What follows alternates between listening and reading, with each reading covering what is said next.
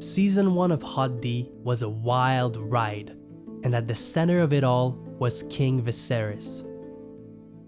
Although this character gained sympathy from the audience, his leadership was flawed, and the king's inconsistencies and inactions plunged the Targaryen dynasty into an avoidable tragedy. So I decided to analyze this character and share with you why I think Viserys is to blame for the succession crisis. My analysis will focus on the TV show, not the book, and in this video, we will cover the key events that led to the succession crisis. I divided the timeline into 3 segments. The first is the rule of succession.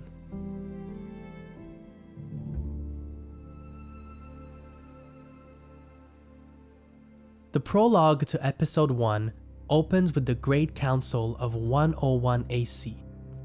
Due to unforeseen events, the succession to the Iron Throne is in question. So the old king asks over 1,000 lords to choose a successor and avoid war. Lords could choose between 2 potential heirs and therefore 2 distinct rules of succession. They could go with the absolute primogeniture system, meaning that the eldest descendant of the king would inherit the throne regardless of gender. If they set that precedent, Princess Rhaenys would have become queen. But the lords decided to go with the male-preferred primogeniture system, setting the precedent that the eldest living male descendant of the king inherits the throne. And that's how Prince Viserys became heir to the Iron Throne.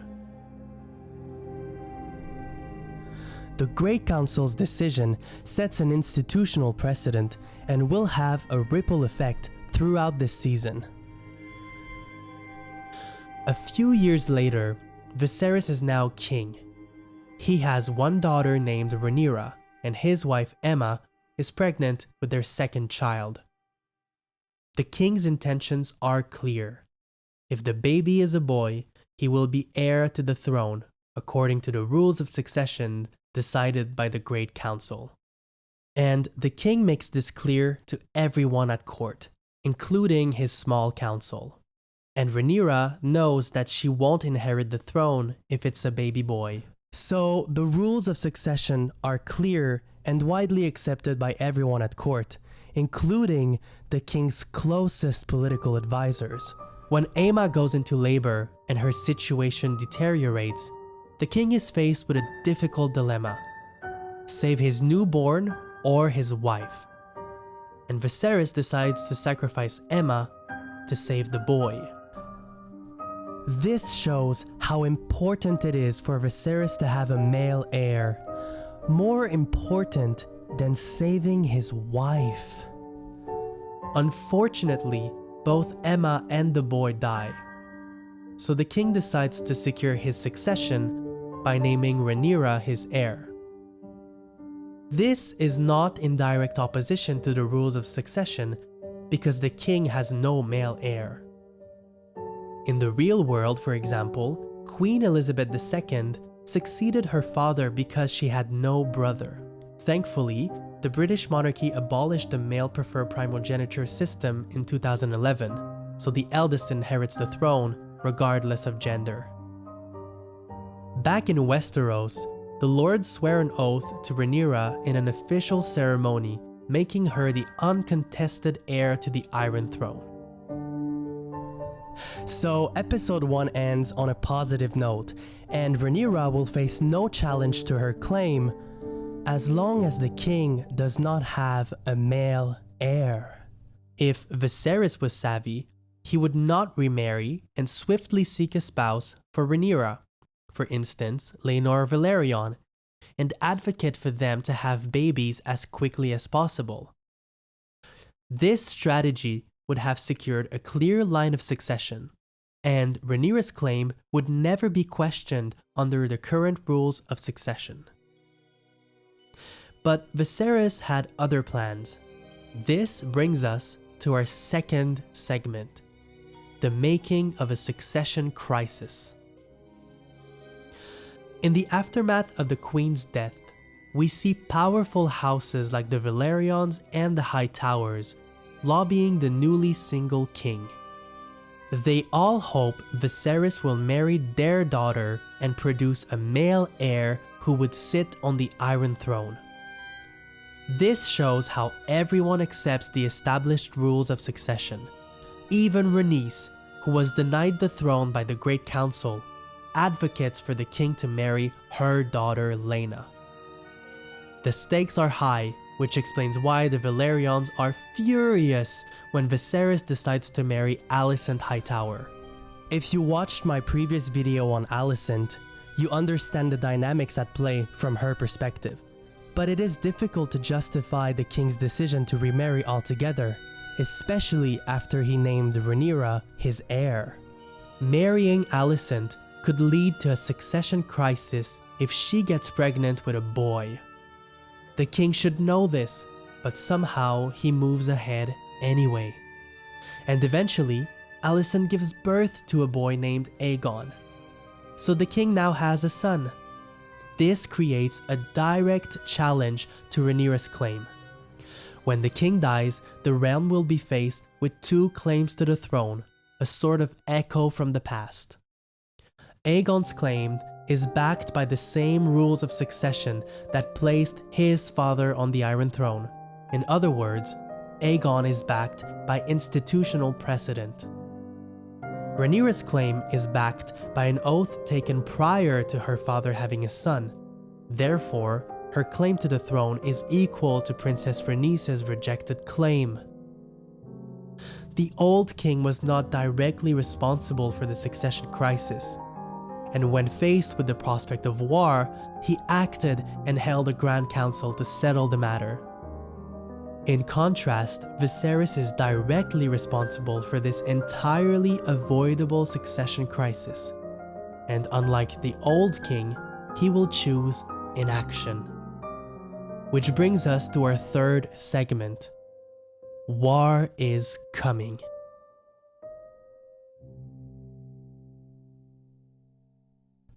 Throughout the season, Viserys sensed mixed messages about the succession.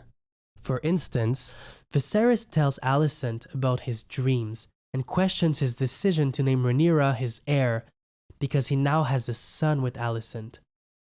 This reinforces Aegon's claim to the throne.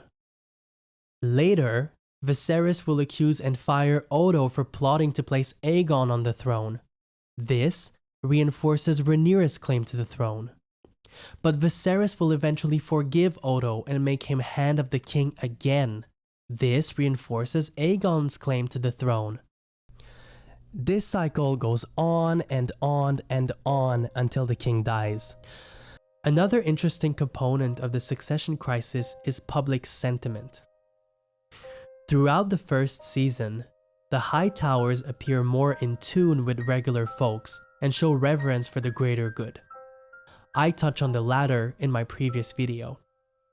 And this approach may be paying off because public opinion seems to sway in Aegon's favor, in part because he's male.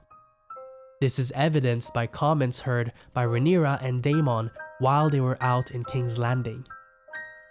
So the public seems to favor the rules set by the Great Council and therefore Aegon's claim to the throne. When Odo tells Alicent that Aegon will be king and asks her to reason with Viserys, this is an obvious attempt to gain political power. But Odo is also a pragmatic player in the Game of Thrones. He may actually be trying to avoid war. Although Aegon is clearly deranged, the rules of succession set by the Great Council clearly favor the Greens. Think about it. Aegon is the eldest son of the king. Therefore, he should inherit the Iron Throne just like his father before him. Aegon is also favored by public opinion, as crazy as this may sound.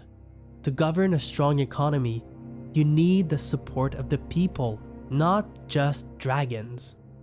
And finally, Aegon is favored by the religious establishment, which makes sense because the Hightowers are sincerely religious and devoted to the faith of the Seven. unlike the Targaryens who believe they are closer to gods than men.